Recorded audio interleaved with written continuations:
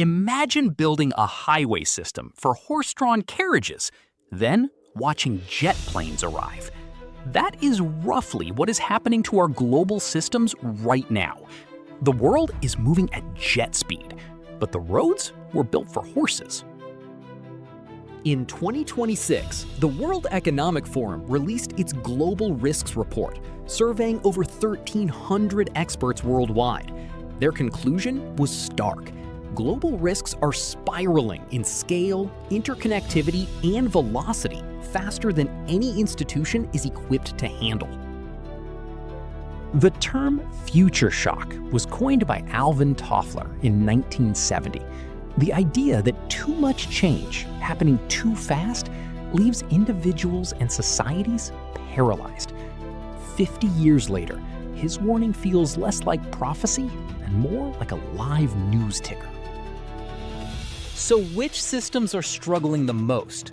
6 in particular: political systems, the global economy, the information ecosystem, climate and environment, healthcare, and the world's international order are all showing deep cracks at the same time.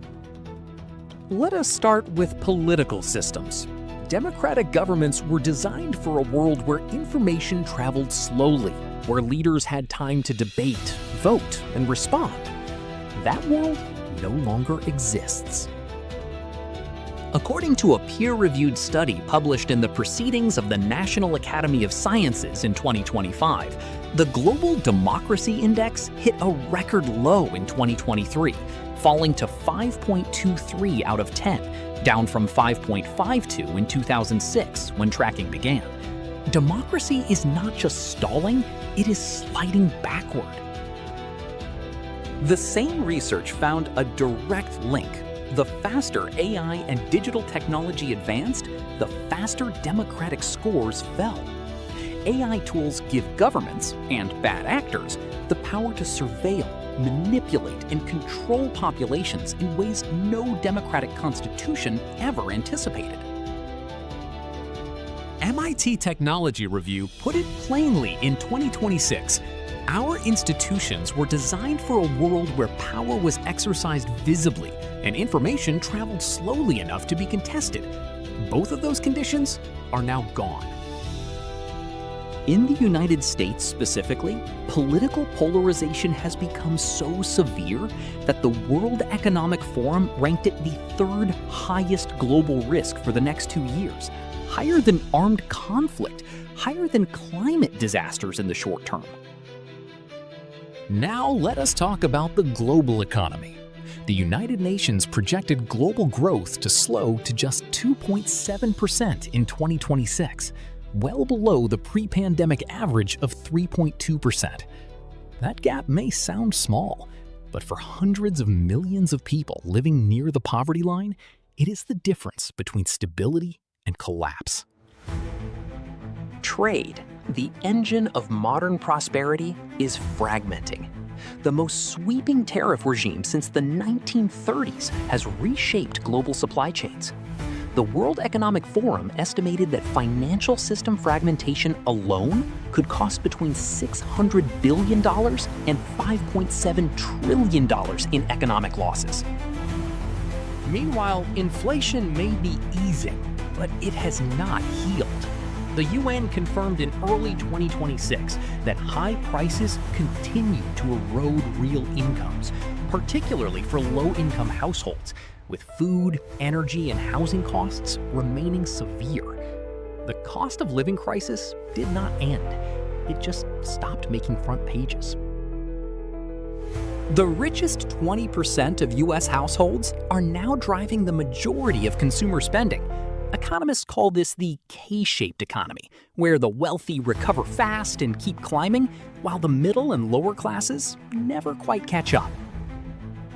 Next, and perhaps most invisible, is the information ecosystem. For most of human history, controlling information required armies or printing presses.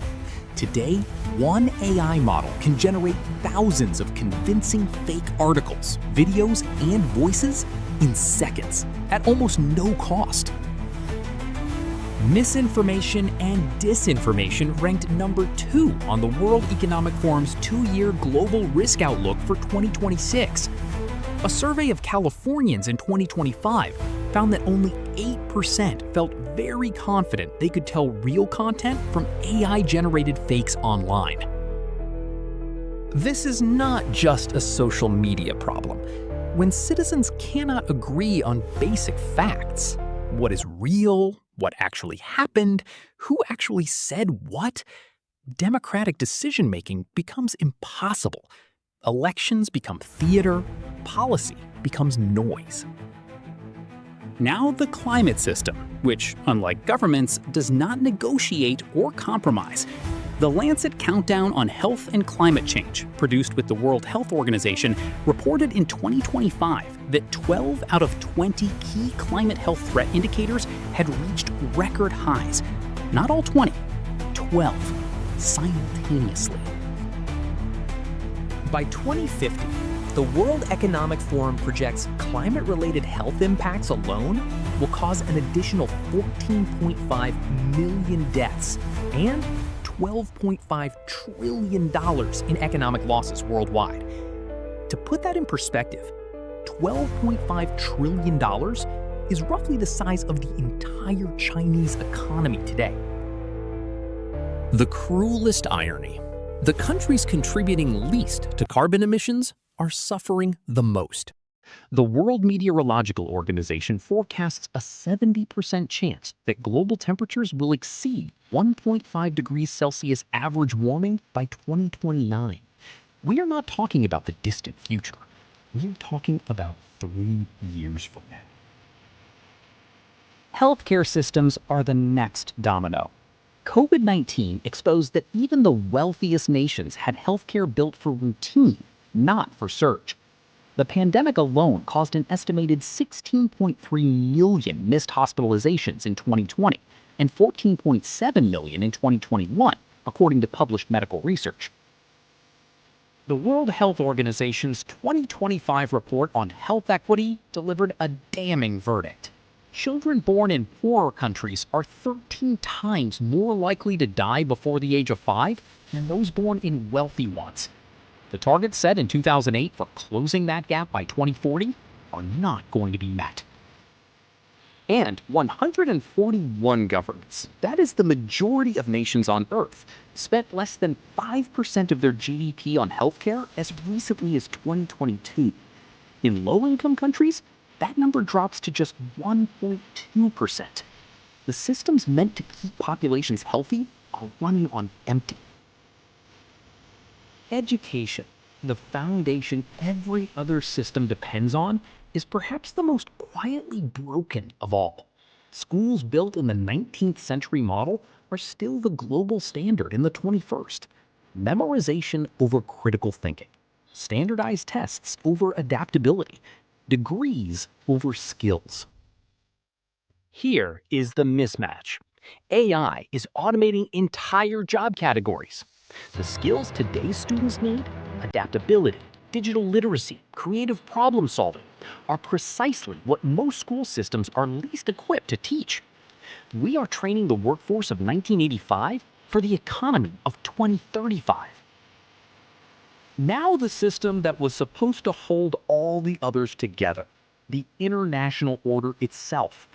After World War II, the world built the United Nations, NATO, the World Bank, the IMF, the WTO, a whole architecture of cooperation. In 2026, that architecture is crumbling. The World Economic Forum's 2026 report identified geoeconomic confrontation as the top risk most likely to trigger a global crisis, chosen by 18% of 1,300 global experts. Cooperation is being replaced by competition. Trust, the currency of any alliance, is losing its value. The United States, the country that built that post-war order, is now actively dismantling parts. America's national security strategy stated plainly, the days of the United States propping up the entire world order like Atlas are over. When the architect leaves, what happens to the building? China, meanwhile, is not standing still. It now accounts for 74% of all large-scale solar and wind energy capacity under construction globally. It has mastered the technologies that run the 21st century economy. While Washington debates 20th century energy, Beijing is building 21st century infrastructure and selling it to the world. Nuclear weapons, the ultimate system failure, are back in the conversation. The last treaty limiting US and Russian long-range nuclear arsenals expired in February 2026. No replacement has been negotiated. China is rapidly expanding its own arsenal. A new nuclear arms race is not a Cold War relic. It is a 2026 reality.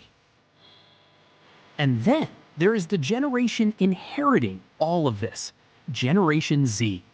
In 2024 and 2025, youth-led protests brought down governments in Bangladesh, Madagascar, and Nepal.